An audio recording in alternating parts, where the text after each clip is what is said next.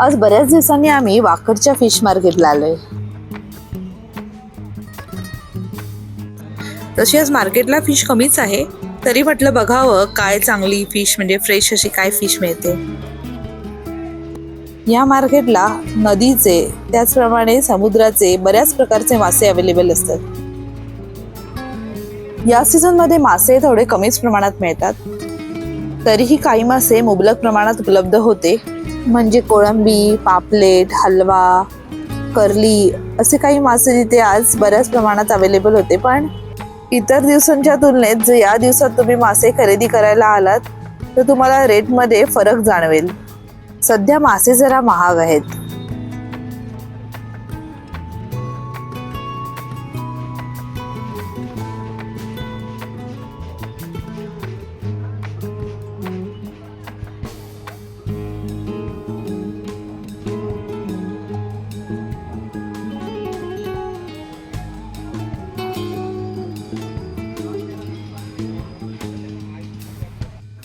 या दिवसात तुम्हाला चिंबोरी म्हणजेच मड क्रॅब्स म्हणजेच खाडीतले खेकडे पण खूप छान मिळतात।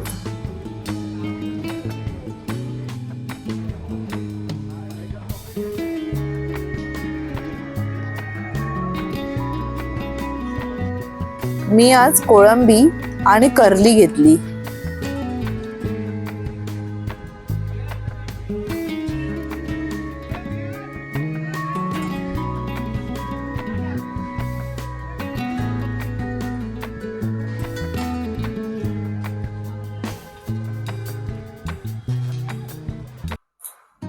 Hello friends, good morning. अनुन्नू ब्लॉगच्या आजच्या या व्हिडिओमध्ये मी तुमचं सहर्ष स्वागत करते।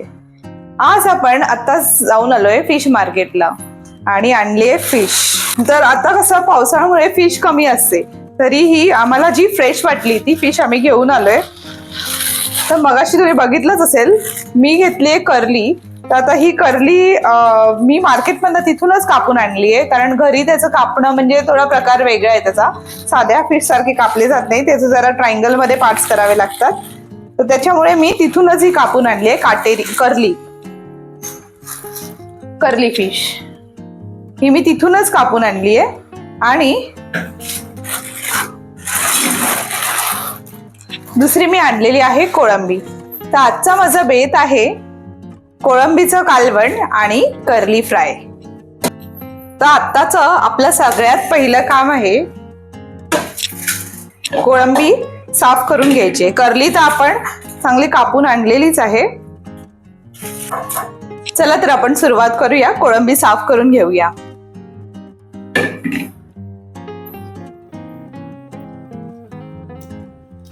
कोळंबी साफ करताना फक्त याचं डोकं, शेपटी आणि मधला हे जे कवच असतं हे काढून घ्यायचं। आणि नंतर मग ही जी याच्यात थोडंसं कचरा असतो, घाण असते, ती हाताने ही अशी निघते। किंवा जर हाताने निघत नसेल तर इथे थोडं सुरीने कट मारून घ्यायचं आणि मग ते क्लीन करायचं। तर मी फटाफट साफ करून घेते कोळंबी।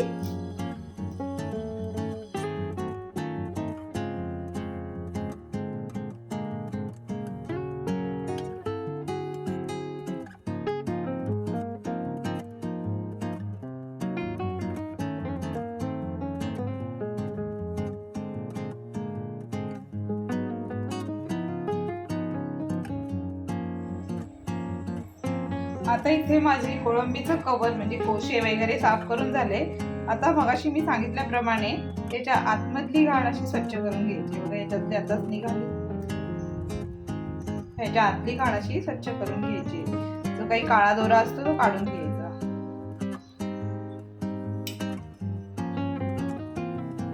तरी इझिली निघते। सुरीचा एक फक्त पुढून कट द्यायचा सुरीने आणि फटाफट अशी निघून जाते।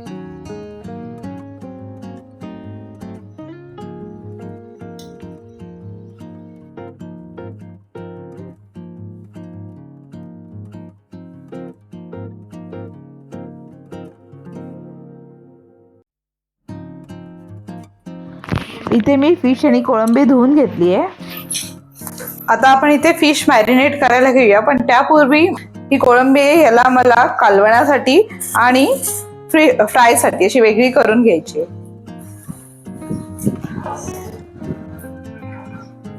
थोडीशीच फ्रायला ठेवणार आहे, ही सगळी कालवणाला जाईल. ही मी आता फ्राय करण्यासाठी मॅरिनेट करून घेते. तर फिश मॅरिनेट करताना सगळ्यात पहिले मी त्याच्यात मीठ घालून घेते.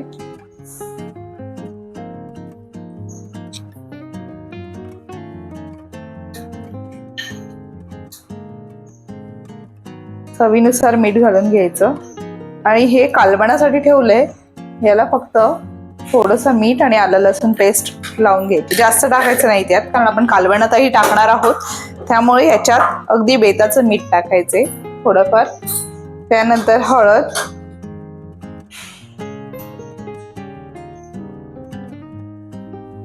आता हे फक्त फ्राय साठीच टाकून घेणार आहे मी बाकीचे सर्व जिन्नस.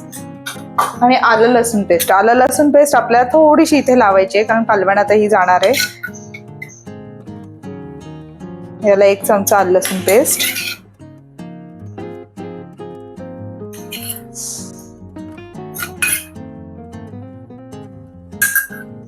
त्यानंतर लाल मिरची पावडर, तुम्हाला कसं तिखट लागतं त्याच्यानुसार तुम्ही टाकून घ्या.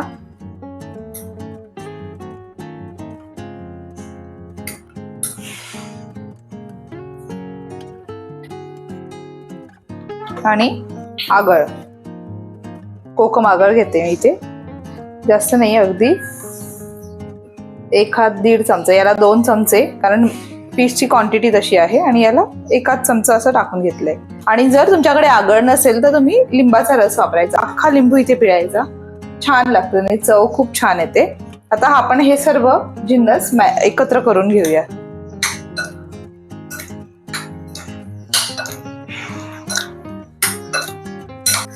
कमीत कमी अर्धा तास तरी आपण हे मॅरिनेट करून ठेवूयात, साईडला ठेवून देऊयात. त्यानंतर फिशलाही त्याचप्रमाणे मी सर्व मसाले एकत्र लावून घेते. हे सर्व मसाले व्यवस्थित असे दोन्ही बाजूंनी फिशला लावून घ्यायचे.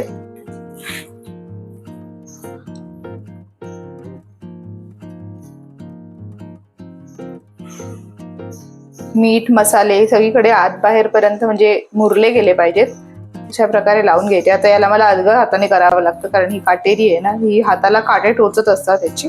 पण चविष्ट आहे, हा मासा खूप चविष्ट आहे. तुम्ही जर फिश साठी नवीन असाल तर हा फिश लगेच फ्राय करायचा नाही.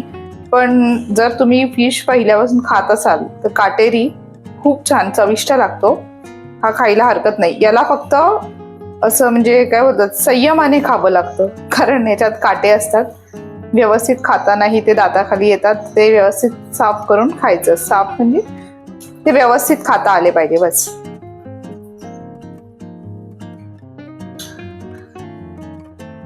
माझं मॅरिनेशन करून झालेलं आहे. आता मी हे दोन्ही म्हणजे कोळंबी आणि फिश साईडला ठेवून घेते. आणि आता हे मीठ आणि आलं लसूण पेस्ट टाकून झालेली आहे, मॅरिनेट करून घ्यायचंय. फिश फ्रायला वेळ आहे, मॅरिनेशन करून आपल्याला अर्धा तास तरी ठेवायचंय, बोलल्यावर आपल्याला वेळ लागेलच.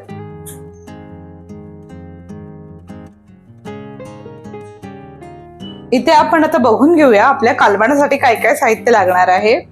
तर कालवणाच्या वाटणासाठी आपल्याला लागणार आहे 1 मोठा कांदा आणि पाव वाटी सुकं खोबरं.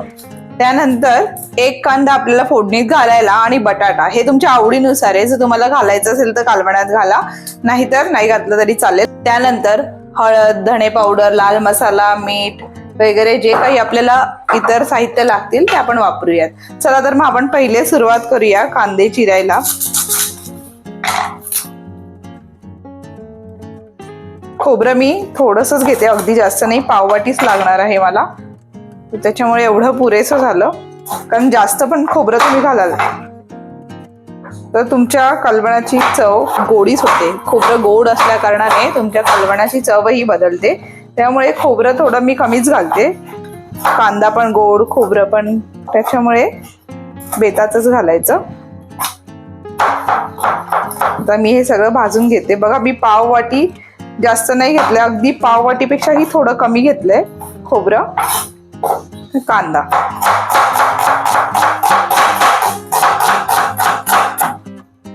कांदा असा उभा चिरून डायरेक्ट आपल्याला भाजता येतो, तो बारीक चिरायची गरज नाही. पहिले आपण कांदा भाजून घेऊया आणि मग खोबरं भाजूया. कढईत मी थोडं तेल घालून घेते.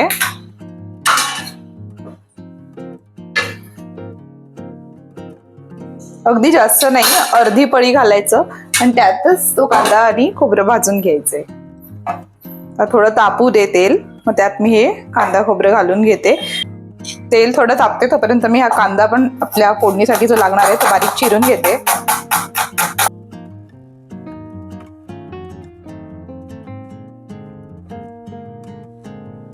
पहिले कांदा खोबरं भाजून घेते.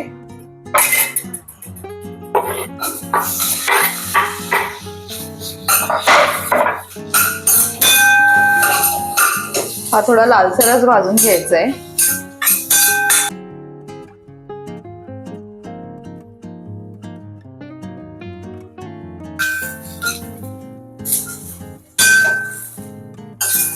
आणि थंड करून याचं वाटण करून घेऊयात. हे बघा कांदा मस्त ब्राउनिश झालाय, तर ह्याला साईडला ठेवून खोबरं भाजून घेऊयात.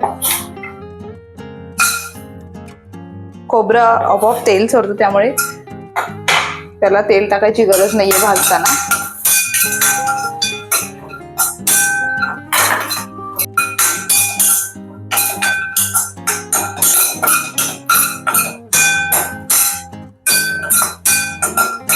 काढून घेते खोबरं आणि याचं एकत्रित असं व्यवस्थित वाटण करून घ्यायचं. आता मी फोडणीसाठी इथे पहिले कढईत तेल तापवून घेते. कढईत इथे मी 2 पळ्या तेल टाकून घेते.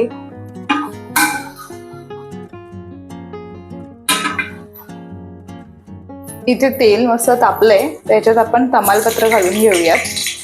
त्यानंतर थोडंसं हिंग, अगदी चिमूटभर हिंग. त्यानंतर कांदा आणि कांदा असा ब्राउनिश होऊन द्यायचा. आता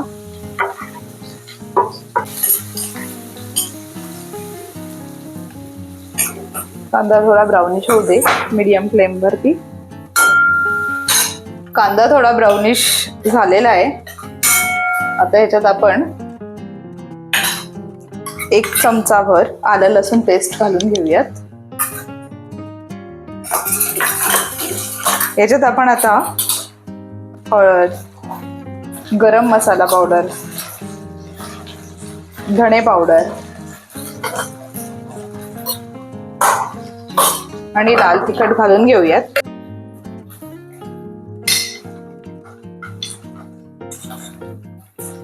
चांगलं मिक्स करायचा. मसाला अगदी 1 मिनिटासाठी परतवून घ्यायचा, कारण जास्त वेळ ठेवला तर जळू शकतो, म्हणून 1 मिनिट फक्त परतवायचा. व्यवस्थित मिक्स झाला तर याच्यात मी या ठिकाणी बटाटे घालते. हे अगदी ऑप्शनल आहे, तुम्हाला जर आवडत असेल तरच घाला. तर इथेच आपण बटाट्यांसोबत कोळंबी घालून घेतलीये आणि थोडा वेळ पाणी झाकणावर ठेवून याला शिजवून घेऊयात. सगळं असं एकजीव करून घ्यायचंय मसाल्यासोबत आणि झाकणावर पाणी घालून शिजत ठेवूयात.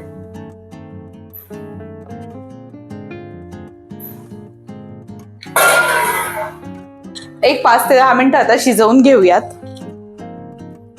आता कालवण शिजेपर्यंत आपलं वाटणही ते रेडी झालंय. चांगलं बारीक असं वाटून घेतलंय मी हे. आता थोडंसं शिजलं की याच्यात आपण हे वाटण घालून घेऊयात. आता इथे थोडंसं मध्ये मध्ये असं बघूया आपण, शिजते अजून वेळ आहे शिजायला, पण असं थोडं मसाले एकत्र करून घ्यायचे, सगळे हलवून घ्यायचं मध्ये मध्ये. आणि तोपर्यंत आता आपण इथे बाजूला फिश फ्राय करून घेऊयात. तर आपली फिश इथे व्यवस्थित मॅरिनेट झालेली आहे बघा. आता याला फ्राय करून घेऊया. आपली फिशही व्यवस्थित मॅरिनेशन करून झालंय. आता आपण फिश फ्राय करायला घेऊयात. तोपर्यंत आपलं कालवण इथे शिजते आणि आपण फिश फ्रायची तयारी करून घेऊयात. फिश फ्राय करण्यापूर्वी मी इथे पहिले कुकरला भात लावून घेते, म्हणजे तो पण एक साईडला शिजेल. एक साईडला कालवण शिजते, भात, आणि इथे आपण फिश फ्राय करायला ठेवूयात. तर पहिले मी इथे तेल थोडं तापवते आणि आपल्याला फिश डीप करण्यासाठी तांदूळ आणि रव्याचं जे मिश्रण घ्यायचंय ते मी तयार करून घेते.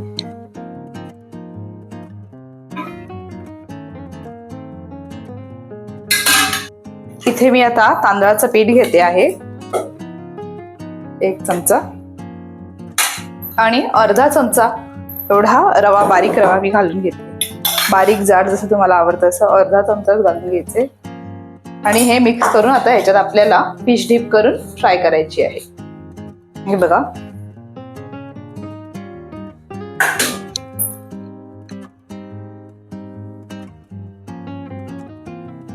तेल छान तापलंय, याच्यात आपण आता फिश फ्राय करून घेऊयात.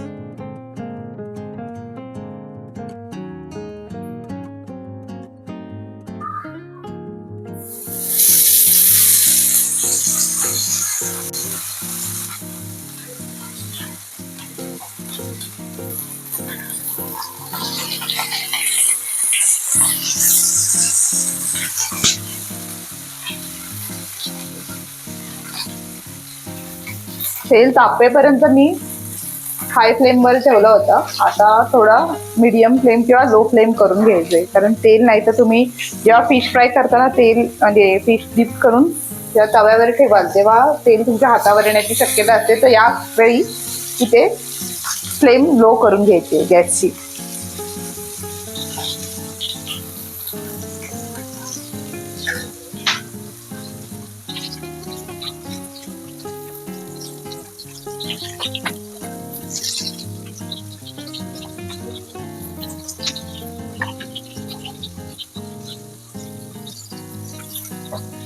तर याला बारीक गॅसवर थोडं होऊ दे एक साईडनी, मग आपण पलटवून घेऊयात. तोपर्यंत आपण आता आपलं कालवण बघूयात.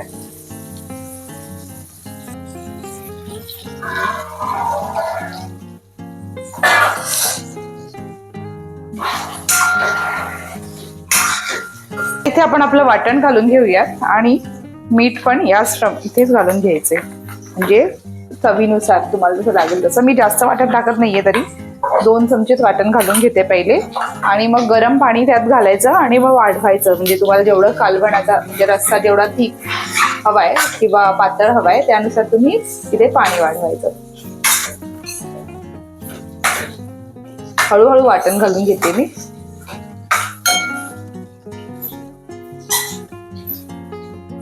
इथे वाटण घालून घेतले आणि याच्यातच आता थोडंसं पाणी घालून घेते. आणि याच वेळेला तुम्हाला आता इथे मीठ मसाला काही ऍडजस्ट करायचे तर करून घ्यायचं. अजून हे ठीक आहे, मला अजून ह्याच्यात पाणी घालावं लागणार आहे. आता इथे पाणी घालून घेते मी.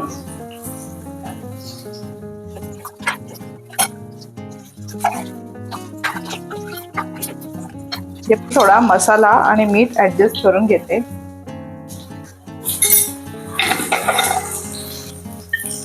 मीठ आताच घालते पहिल्यांदा, तर प्रमाणानुसार व्यवस्थित घालून घ्यायचं. आता मिक्स करून घेऊया.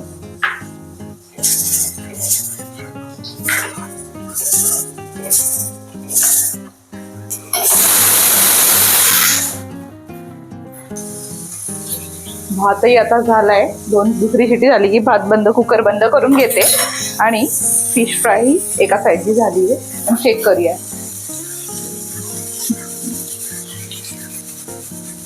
एक साईडने झाले व्यवस्थित.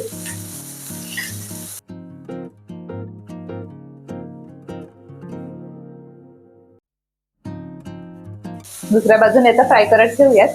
आणि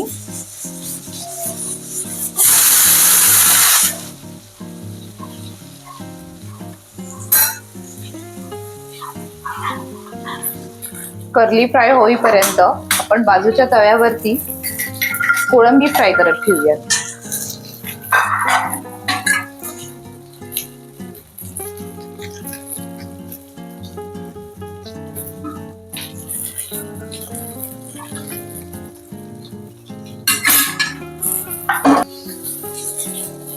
ते तेल तापलंय, आपण याच्यात कोळंबी फ्राय करून घेऊयात.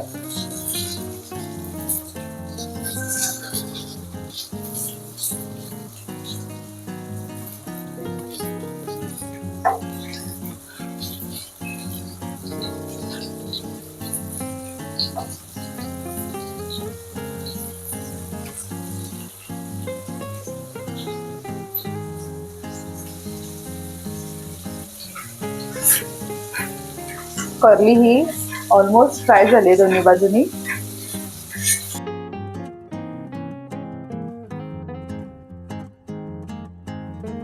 फिशचा गॅस आता बंद करून घेतलाय आणि आता कोळंबी पण बघा एक साईडने थोडी फ्राय झाली आहे, त्याला पलटी मारून घेते मी आता.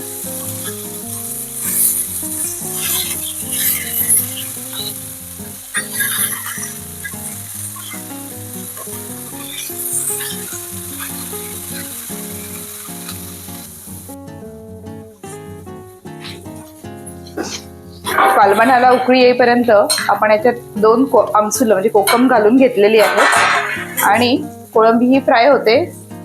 फिश फ्राय झालेलं आहे. आता आपण म्हणजे आपलं सगळं जेवण रेडी झालंय. तर अशा प्रकारे हे तिन्ही पदार्थ एकत्र मी गॅसवर आता शिजवून घेतलेले आणि थोड्या वेळाने मी हे सर्व करते.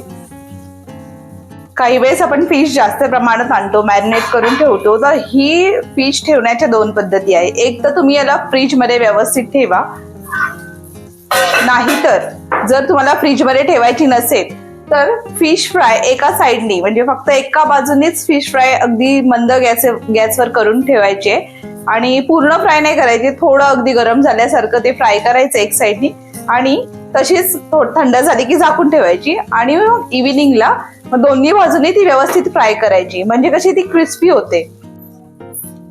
कालवण झालेलं आहे रेडी, कोळंबी रेडी आणि फिशही रेडी आहे. चला तर आपण आता सर्व करून घेऊया.